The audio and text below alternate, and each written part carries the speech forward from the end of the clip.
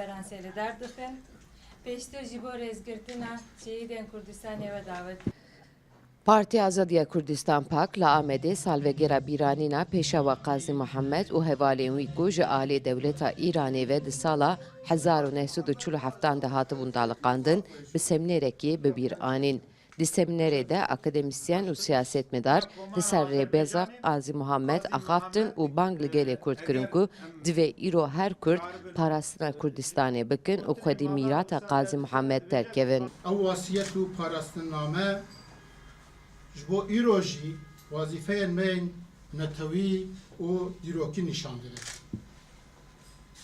Pêşawa Qazî Muhammed dibêje li ala Kurdistanê xwedî derkevin. Dibêje hebûna milletê Kurd, hebûna Kurdistanê, parastina mafê wî dewletbûnê bila bingeha siyaseta we be.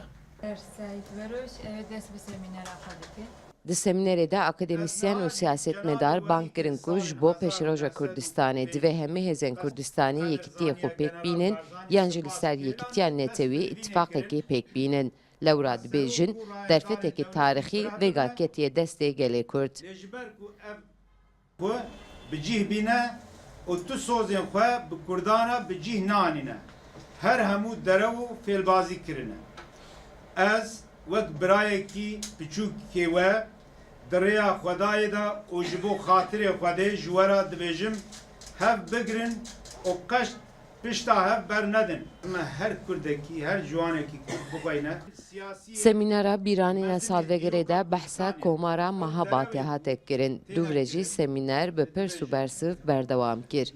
Sevda Kaplan, NRT, Amed.